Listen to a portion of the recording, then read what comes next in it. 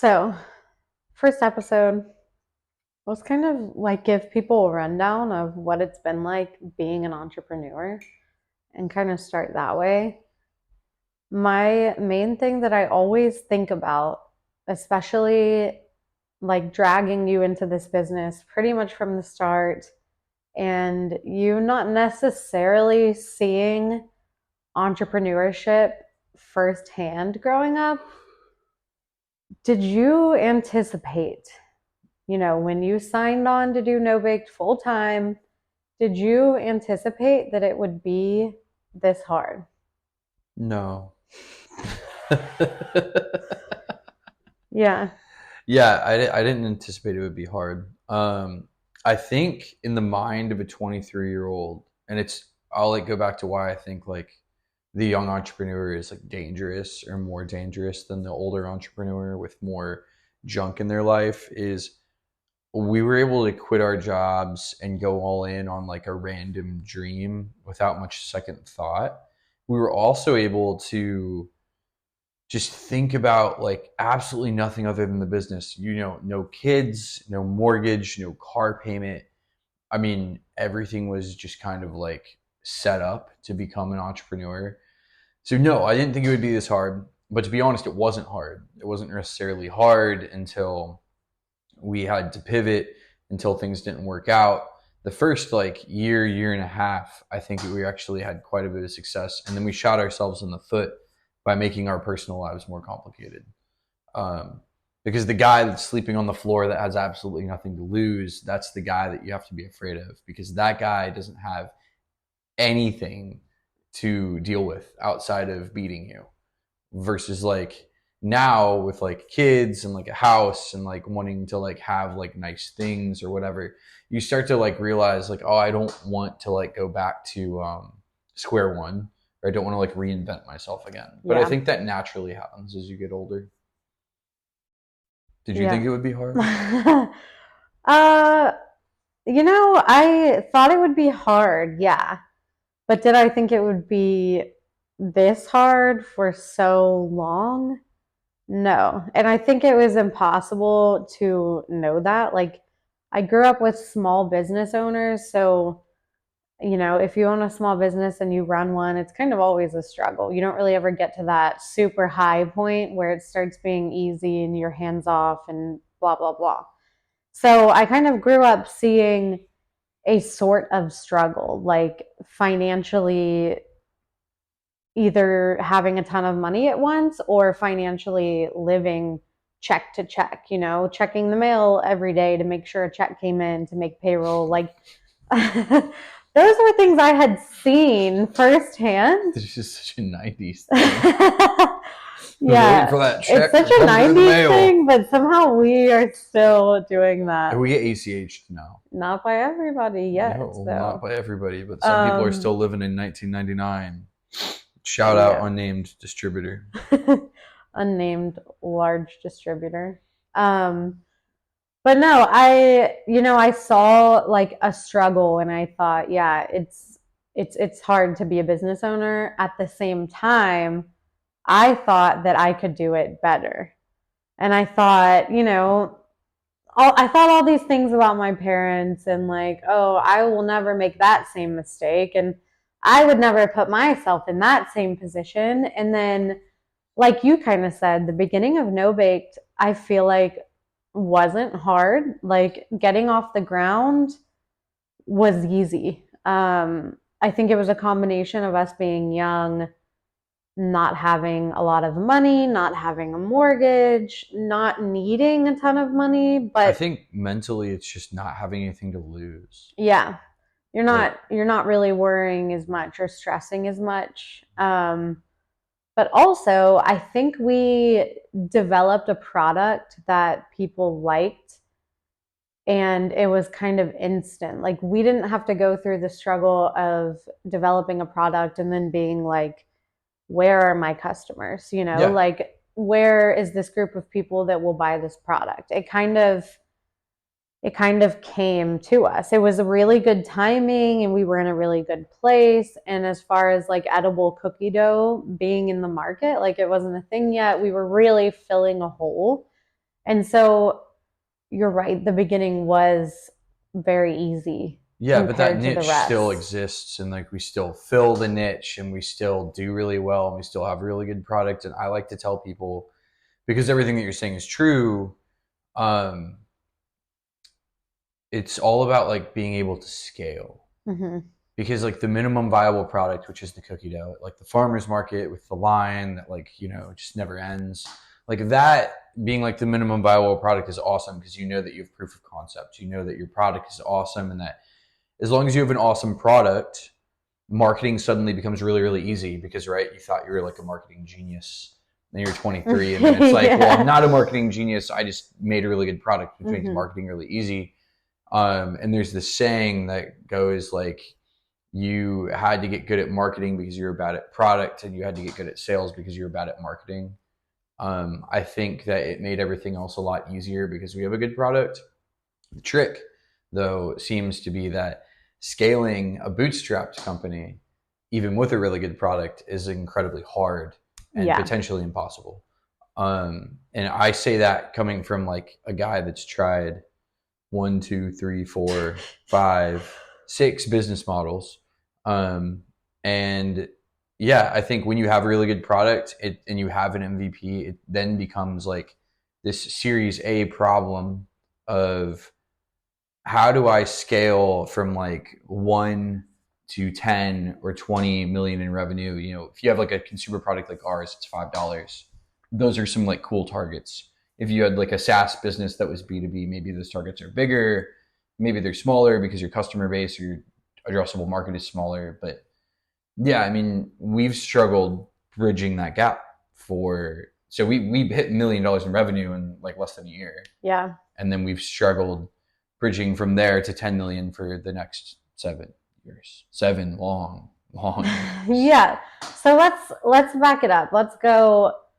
So like we said in the beginning, things were not that hard, or they didn't seem hard. Maybe at the time in the moment they seemed hard. I honestly don't They remember. definitely felt hard. I had my first panic attack in 2018 Oh my at the gosh. age of If 24. you could see yourself now, you'd be like, "What are you panicking about, kid? Like don't Yeah, we just panic." didn't have a lot of resilience, and resiliency is a muscle, a lot like, training. Like the first time I went to run, a mile, I wasn't very good at it. And now I run far further than a mile. Yeah. So it's like that.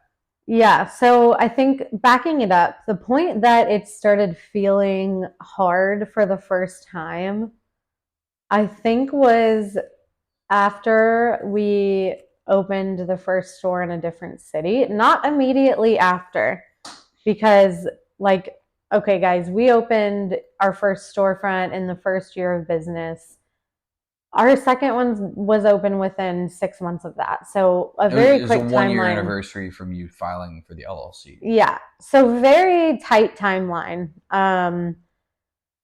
And immediately that store did incredibly well, like so much money, more money than we have ever seen. So it wasn't hard yet, because driving back and forth between the cities, blah blah blah, none of that's hard if you're making, 100 grand a month. Like I would say it's still really hard to manage, or like know where you're going, and it that's probably started why it didn't work getting out. hard to manage as soon as the sales were not like overshadowing all of the challenges. Yeah. And I think that's the first time it felt really difficult, when we were like, okay, we have this other store in another city that we're in charge of. We can't keep a manager. Staffing is hard. There's all this stuff that goes into owning stores. We already have one here. That's when it started feeling difficult. And I think over the next, year and a half, we opened so many stores that we got to 9 storefronts being open and like 4 more leases being signed. And by that point, we were like, this is not working. Like, Yeah. we don't even like doing this. And I think it was just that's the point where I was like, this is hard. Like, let's try to make it easier. Yeah, but if you look at like what we went through in the first like year and a half, no mentors, no people on our team, nobody with more experience than us, and we had no experience. Um, a lot of problems that really, really high sales can totally plaster over. In case you're Yeah. wondering, if you sell a lot of a thing and you make a lot of money in a high margin business, it's super easy to like pretend like there aren't cracks or problems. But as soon as like things start to not go well, they go south really, really fast. Um, but I think it was like that, like summer or not summer, winter, like fall, winter, 2019 into 2020, when we finally started to like sit down and ask ourselves, like, how are we going to make this work long term? Because it became pretty obvious that like the business model of like owning a scoop shop and scooping cookie dough for people isn't necessarily something that scales. Yeah. Um, Even though it's a high margin business, for those of you morons out there that think that having high gross margin is awesome all the time. It's not when you have to pay rent that is fixed and payroll that is fixed and things that don't necessarily scale up and down like they do in your like accounting 101 class in college. So yeah, I think that like, every business comes with its challenges, and like the main challenge of like retail storefronts is like getting enough customers in the door to make sure you can cover fixed overhead. So like, there's a sales number, right? Like, and if you go way, way beyond that number, then you make oodles of cash like we did for Yeah. a time. Yeah.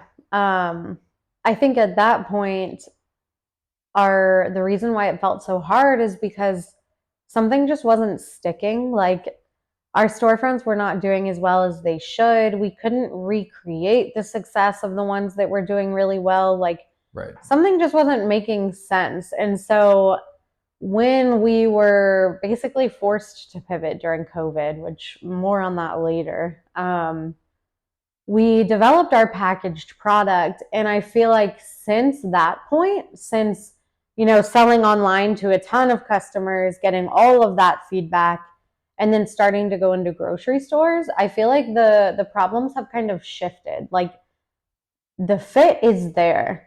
Our product in a jar on a shelf makes sense. That's going well. It moves well. Like that's no longer what's making the business hard.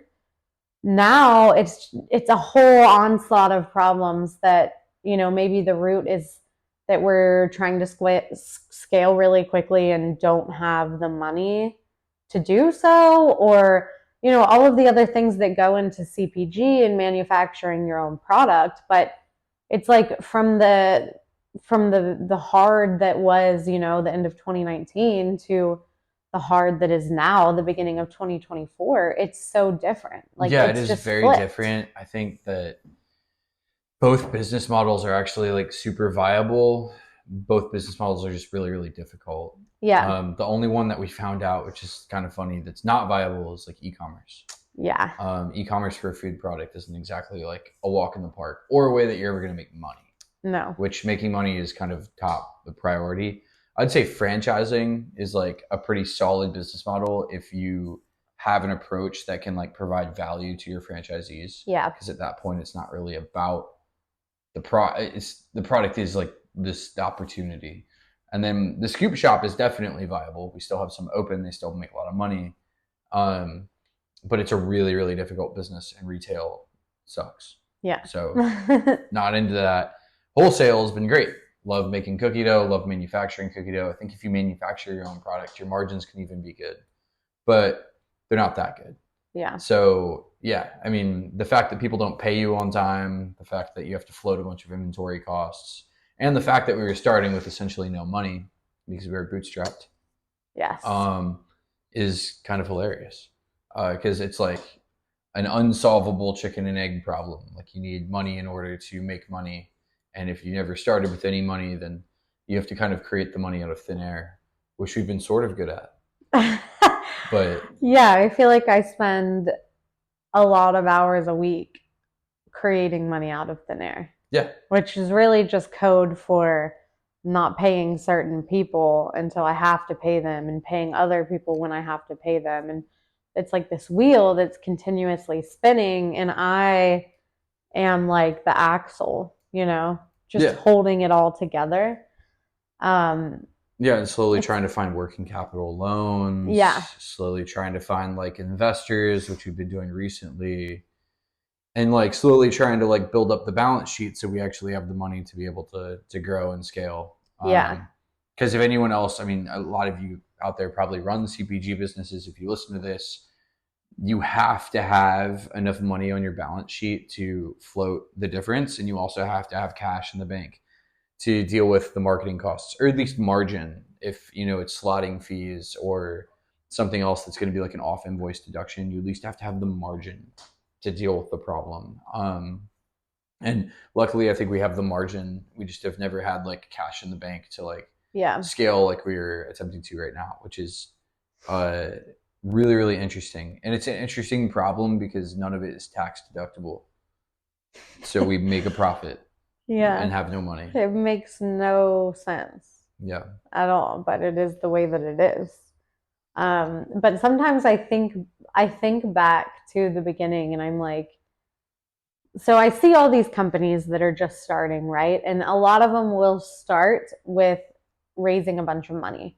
They'll just take on investors from the get-go. Like they obviously need to have the money to get started, but also need to be able to pay themselves the salaries, all that good stuff. And I think back and I'm like, I'm kind of glad that I was so stubborn at the beginning and didn't take on investors or raise a bunch of money or get debt immediately to start the business, because imagine like how much money would we have raised, after our second store opened and was doing hundreds of thousands of dollars a month. How much would we have raised just to grow that business model, only to find out less than 2 years later that it wasn't actually what we needed to do? Like Yeah, I we mean, would and have, the ironic part is you probably would have kept raising money and kept raising money and kept the Ponzi scheme going until yeah. you could sell. And we would have been forced into growing that business model at that point. I see companies doing that now, even super large companies where it's like, oh, wait. Shout out Viore. It's like, wait, that doesn't actually work. What you're doing doesn't work, but you have so much money raised already and you're valued at so much, you cannot back down now.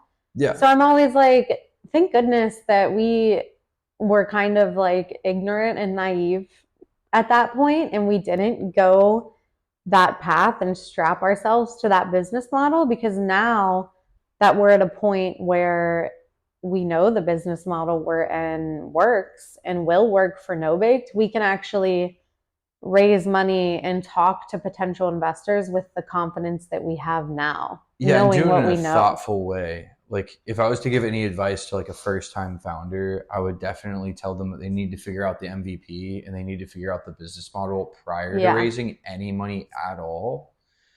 Maybe raise some money from friends or family, but maybe move back home or like, move in with mom and dad Yeah. as opposed to like asking them for a check to fund your lifestyle, because that's really what that is.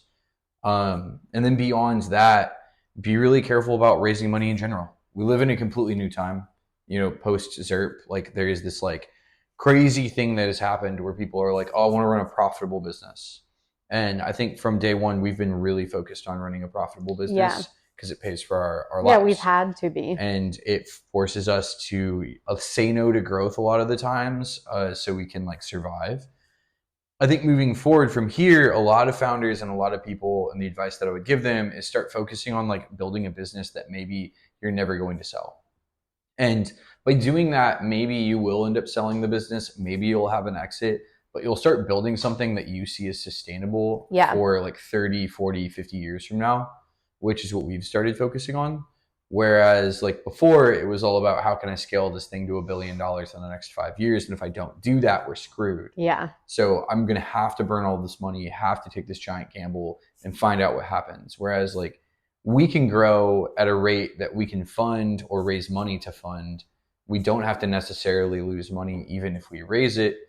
And we can probably be a lot less dilutive. So I could walk away from No Baked owning 70% of it, yet I've not like built this thing that's $1 billion. Maybe I've built something that's like $50 million. But that probably feels a lot better when you sleep at night. And it also probably feels a lot better knowing that it's like a real business and not a giant Ponzi scheme. Yeah. But also, besides that, it will feel easier. If that's the business that you've built, then whether you want to sell it in 5 years or 10 years, you're still going to be running it during that time. Yeah. And do you want it to feel so hard to run until you sell it? No. And if you build a sustainable company that's profitable, it's going to feel easier to run. Yeah, At and least that's the what I tell time, myself well, in the this time may moment. come.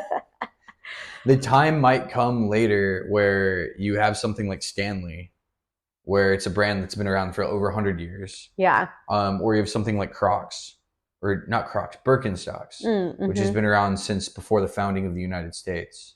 And then these brands are taken by someone new and they've grown and whatever happens. But like that can be your brand. You can chug along for 10, 20, 30 years doing your thing, growing, and then you'll be ready to capture your moment when it happens with the right people, the right team, all the pieces just kind of fall into place. But you've built a foundation that allows that to happen. Yeah. In the first place. I don't think you can necessarily like go do that overnight bootstrapped unless you've raised money and then you're not bootstrapped anymore. I think there are a lot of companies in CPG that are bootstrapped. There are people that have grown huge, like Chobani, but like I would recommend everybody go out and look when Chobani was founded and how long and drawn out that entire thing has lasted. I think that it takes decades, and everyone that like is kind of like seen what happened over the last like 10 years, I think got kind of confused about timing and like how that stuff actually is supposed to work. And I think we definitely got confused about it as well, because there was a giant market for M&A and a giant market for just like, I'm going to raise money. Yep. And then I'm going to like build, sell, and leave. Like Yeah. But it's not realistic at all. Yeah. You're definitely right about that. And that brings up another good point. Like the times that you're in really affect how hard it feels to run a business. Like if we were in the year 2017 right now, running the business that we're running at like the point we're at, the business model we're at, like let's just teleport ourselves to 2017, our 30-year-old selves, it would be easier than it is right now. Definitely. With everything that's happened in the past couple of years, it's more difficult right now. Definitely. So I would not even consider comparing myself to a company like ours in the same position from like the early 2000s or the 1990s. Like there's just no way. We are dealing with different challenges, new challenges, in my opinion, harder challenges, and even the benefits we have, like easier marketing or social media or whatever you want to say is an advantage to us. I still don't think it compares to the struggle of surviving in the year 2024. No, I definitely think like if you hadn't already made it, like you hadn't already like built up a bunch of like assets or built up a giant business or were like well positioned going into the pandemic, you're not in a better place today than you were in like 2019 or 2020 for the most part, for most people. And it's a big part of like what probably is accelerating the wealth gap everywhere. But like the entrepreneurship gap, which you're talking about, is like even harder. Less people today are starting businesses because how are you supposed to start a business when it costs $100,000 a year to exist? And you can't just like make money out of thin air like day one. So I think it has become definitely a lot harder. But at the same time, on the other side, I think a lot of things have become easier. It's easier to get funding, especially on the debt side. It's a lot easier to find people who can support you online. It's a lot easier to find the right people to talk to go sell into a grocery store in some city you've never been to. Yeah, it's easier to find mentors. Yeah. Like when we were starting out, did not have a single mentor, like you said earlier, but now I feel like I can reach out to people at all different stages of their CPG business. Like on LinkedIn alone, I could reach out to someone who's just now starting today and then someone who has, north of $100 million exit. Like I could just reach out and ask questions. Yeah, and they're happy to do it. And I think like that resource is something that like people didn't necessarily have like 10 years ago. Yeah. So that's cool. Yeah, there's definitely benefits to today, but I think post COVID, we are experiencing, not just business owners, like people in Yeah, we general. live in like a post-inflation world. Yeah, there's so many new challenges, even for people living on a salary that, 5 years ago was great Unless and your they salary were doubled. saving money. The same people today are not doing that. The same people today are struggling. Yeah. So, Yeah. I mean, and to your point, like we probably actually make more money today than we ever have off of No Baked. yeah. And we're definitely poorer personally than we've ever been, which is Yeah. hilarious. Yeah. But And not giving ourselves paychecks when, at previous times in our company where we weren't doing as well, we were, like it's just a crazy time. And maybe that has affected why it's been hard for so long, or maybe it just feels like it's been so long, even though it's only been almost 7 years, Yeah. maybe this is just still the hard phase of a business. Maybe a lot of people give up by this point, and so Most people do give up by this point. yeah, because of the Statistics hard show times. most businesses close within 5 years. And I don't really know where those stats come from, but they come from somewhere. Somebody can fact Probably check me. like We have no Jamie. business licenses lapsing, or Yeah, people quit after a certain amount of time. A lot of people quit. I also think it takes a long time to find your niche and your scale, and I think scale has changed in like a post-inflation world. So, whereas you could have ran a small business in 2015 and done like $1 million or $2 million in revenue and made a living, today that's not possible. And yes, with certain businesses, maybe it is. I'm speaking from like a consumer facing $5 product business. So I sell a $5 scoop of cookie dough. If I'm making $1 million a year, I mean, it would be difficult. Yeah. It's doable, but not great. And I think that just speaks to like how hard it is to run a business, knowing that like most businesses make like 15% net profit. So like $1 million is 150 grand, which is not necessarily like the limitless amount of money that it used to be even just 5 or 10 years ago. Yeah. I feel like if someone had told me they had $150,000 a year in like income in like 2012, I would have been like, whoa, that's crazy. Yeah, like that's great. It's a lot of money. And today I'm like, great, you live in a shack, probably. Yeah. Yeah, that would have taken them pretty far compared to today. Yeah, you live in a shack. Yeah. Today. You live in a shack. I know people who are making that just by themselves, no kids or significant other, and it's like, oh wait, you're not like rich by any means, but when I was growing up, you would have been. Yeah, for sure. So when houses cost $4. I mean, and now they do not cost $4 anymore. No. Yeah, it's a wild time. I think that's just going to lead to a more challenging environment, but also those things and the things that are challenging us right now do also cause entrepreneurs to get a lot more creative. They cause people to cut costs. All of that, I think, will inherently make people like more efficient, better at running their businesses. They'll start reaching for more scale. There's nothing wrong with that, whether it be through like price increases or selling more product or doing what we're doing right now.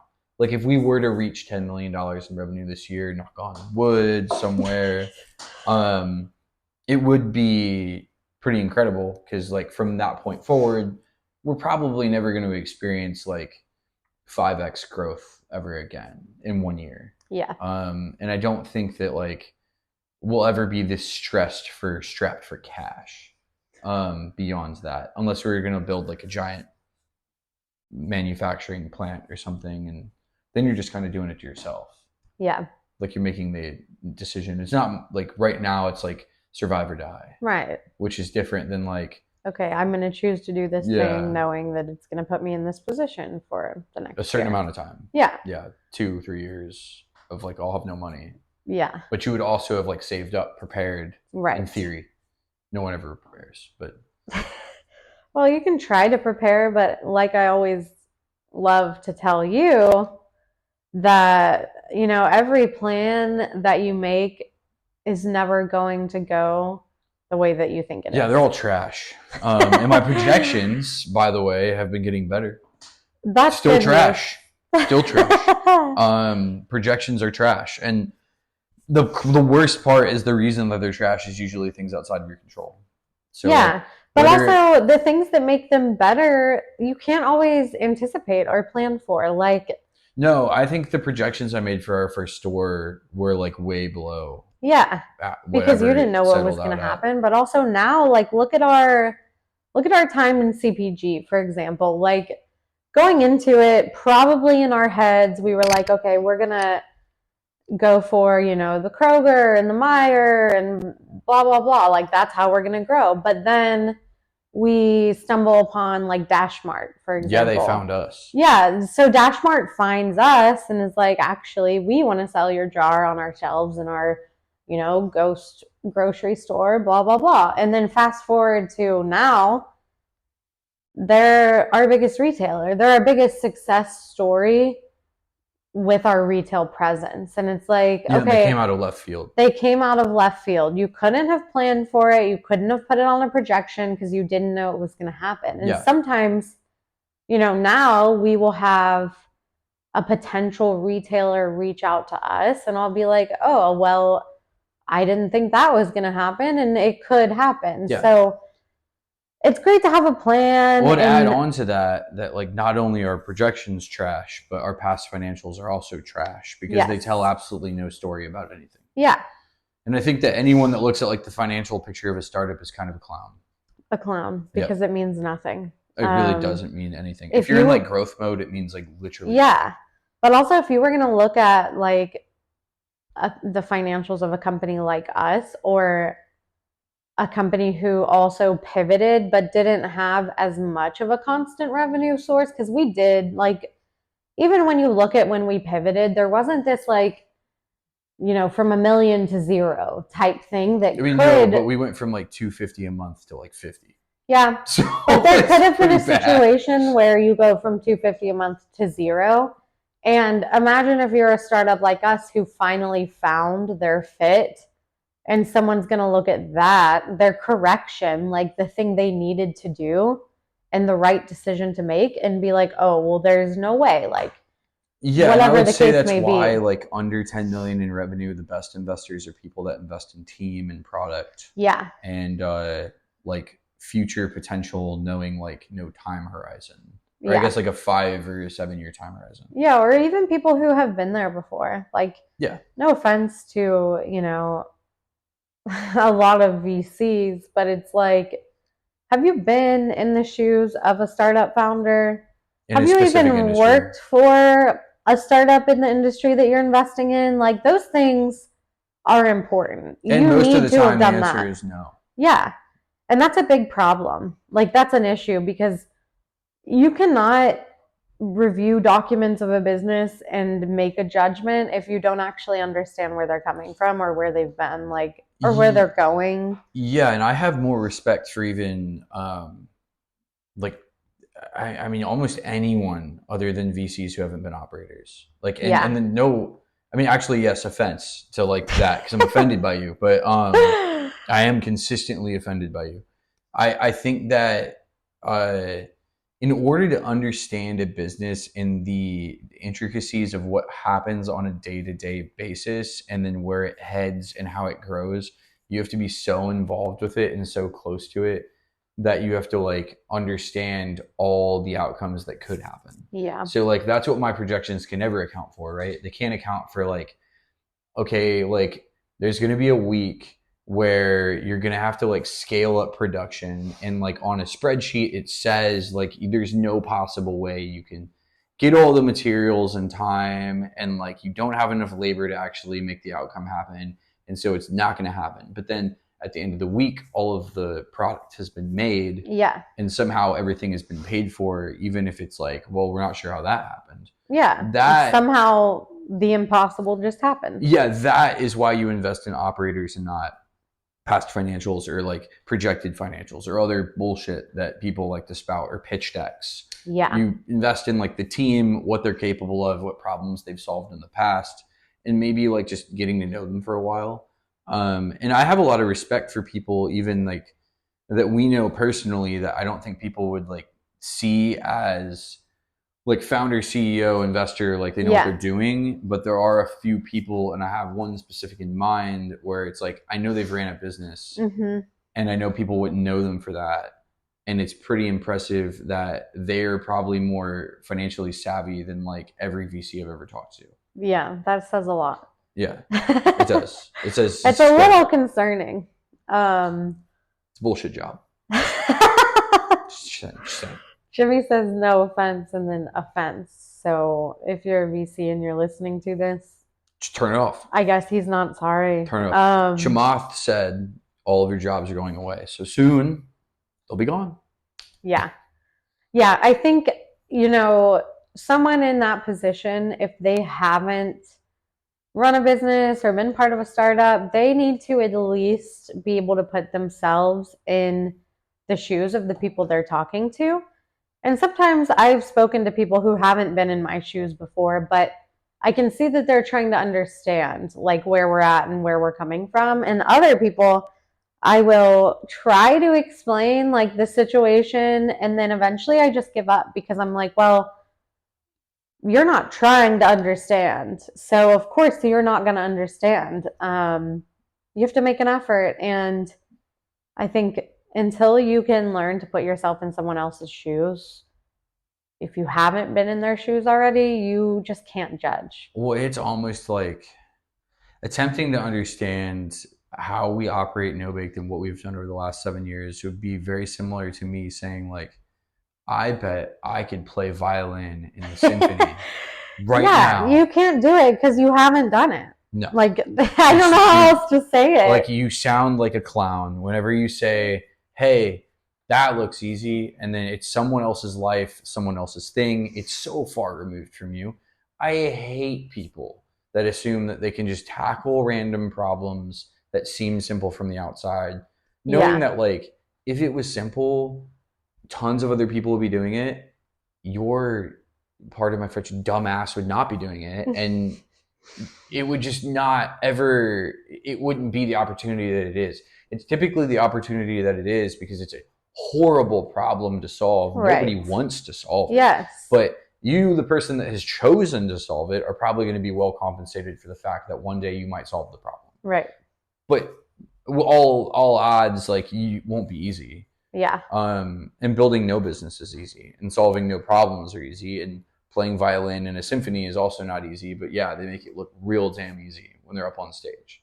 So, yeah. Going back to the original point of like, did I know it was going to be this hard for so long? I think that's one of the biggest issues with entrepreneurship. Like, I, of course, knew there would be certain things because I had seen it before. But if I was completely removed from entrepreneurship, I think a lot of my examples that I would have looked at are people who make it look so much easier than it is. Like, they're not transparent about what the process actually looks like. And being on the inside now and having spoken to some of those people, I'm like, oh my gosh, you were putting up a front. Like, you did not tell people your whole story. You didn't tell them the things that you went through. You didn't admit the times when you weren't making payroll or you were struggling to make payroll. Like, there are some people you can look up to, like Phil Knight or Elon Musk, who have been transparent about like typical challenges, like making not being payroll. able to make payroll. Yes. But there are other people who you just kind of see like what they want you to see, and it's always this beautiful little bubble that they're in of, oh, I created this product and people liked it and I sold the business and yay, now I am on my yacht. And it's like, I always want to be the person who tells it how it actually was. And it's like, we're not at some crazy yacht buying level yet, but we are farther in than a lot of people are. And anytime someone is starting a business, especially in our industry, I am always very upfront with them. Like, this is what it's actually like. Here are some of the things that are going to be challenges. Oh, and don't worry, if you are struggling to make payroll one week, that's normal. Me and all of my business owner friends struggle to make payroll all the time, and it's normal. So, yeah, I'm excited to be transparent and talk through more of these things and be very honest about what this actually looks like, because 7 years ago, like, no, I didn't think it would be this hard. But if I can give a heads up to people who are just now starting, so 7 years from now, they're like, yeah, I knew it would be this hard, then I'm going to feel pretty good about that. Yeah, I mean, you're gonna feel good about it, and also being transparent is a good thing. And a lot of Yeah. people see it as kind of like a negative. Many people have told me in the past, like, "Hey, you should not talk about that stuff. Yes. Hey, you should make sure you keep it close to the vest. Hey, you shouldn't tell people that like things are difficult because I don't know. They have an idea that like everyone's going to judge you. Yeah. But the sad reality is that like most people are going through hard times most of the time, not just entrepreneurs. Most Yeah. people's lives don't look pretty. Most people's houses don't look clean. Most people's everything is not in order and perfectly organized. And if it is, there's probably a different part of their life that's not great Yeah. and It's never not put perfect. together. And I think that more people need to be open about the fact that like those things are okay. And it doesn't mean you're going to like lose your mind or that you're mentally ill. But it definitely means that like you have things that you could strive toward and things that you can work on. And I don't know. I think anyone that's going to like seek out information in order to try to make themselves better, which I try to do often, is going to think about it like that. Hopefully, when they Yeah. see someone struggling, they're like, "Oh, well, they're struggling forward, not like struggling like a clown, like Right. flapping their wings and not Yeah. knowing what to They're not do." just treading water, and they're Yeah, getting to the other side of the river. Like, they're doing something, you yeah. know. Like climbing a mountain's not easy. Like running marathons not easy. Yeah. Doing like an Ironman is not easy. Like nobody's gonna look. No one's gonna finish an Ironman and be like, "Yeah." I didn't They're gonna struggle at puke. all. They're gonna puke everywhere. Their legs are not gonna work. Like why? Why would it be easy? And so when somebody says like, "Oh, you shouldn't tell people about the challenges that you're having because that's not expected," it's like, well, those people are stupid, and they should probably not be allowed to talk. Like you, at a certain point, you have to accept the fact that everything is difficult. Life is hard. It's never going to get easy. It's not going to do you any favors. And the only thing that you could possibly do is wake up in the morning, accept that it's going to be a challenge, and do something about it. But everybody just wants to pretend like everything can be fine or it's already fine. It's not. If you wanted to be like the average American, go ahead. The average American has $1,000 in their bank account. They're overweight. They're sad. They hate their kids. Their kids hate them. And their life sucks. So if you Man, don't want to be like every that's a other rough person, outlook. you have to just accept the fact that it's hard and you have to try. But most people, if you don't even accept the fact that reality is hard, then you're never going to try in the first place. These are facts. Yeah. These are facts, kids. Well, I think, one day it will get easier for us. I do feel like in a lot of ways it has gotten easier because we're struggling with things that make sense now, whereas before we couldn't make sense of things. So, Yeah, we've also become a lot more mentally resilient, which I think is yeah. something that just happens when you put yourself through constant challenge. Yes. I don't think that people, I mean, too often people these days are like, I'm burned out. And it's like, dude, you're burned out if you like, I saw an article that said you're burned out if you could be burned out and not know that you're burned out. You could be burned out if you spend too much time working. I think you're gonna know if you're burned out. It's like, dude, you're It's not probably not something you burned just out. live with not feeling. Like, Well, the you feel problem it. is everybody thinks that you're supposed to have like this fun, ritzy life when like Yeah. really it's always supposed to be difficult. Yeah. Life was invented to be hard. Yeah. Biologically, it wouldn't have made no sense for life to be easy. Yeah, Like, that wasn't a thing. humans could go like It's months without easier eating. now for all of us Yeah. than it would or should have been. Yeah. So It's the same concept as like I don't ever want to be hungry when like your body is carrying 100,000 plus calories in the form of fat on it all the time, so you don't even have to eat if you didn't want to. yeah. Someone's gonna clip that if you look at this freak. Just stop eating, guys. Hey, That's if what you we're want to be saying. rich, take a penny and double that penny tomorrow, and then the next day double it into 4 pennies. And then Get go back to buy me. a house with those 4 pennies. On Okay. day 25, you're gonna be a millionaire. You're welcome. And if you want to be a billionaire, you follow my advice for 5 more days. You'll be a billionaire. That's all it takes. Double that penny. No struggle, just And ease. if you want to get there faster, go to a fountain and steal a quarter, and you'll be there a day early. So you're good. Cool. Well, cheers to struggling. We're cheersing. Struggling through the struggles. That's the most basic thing I've ever done in my entire life.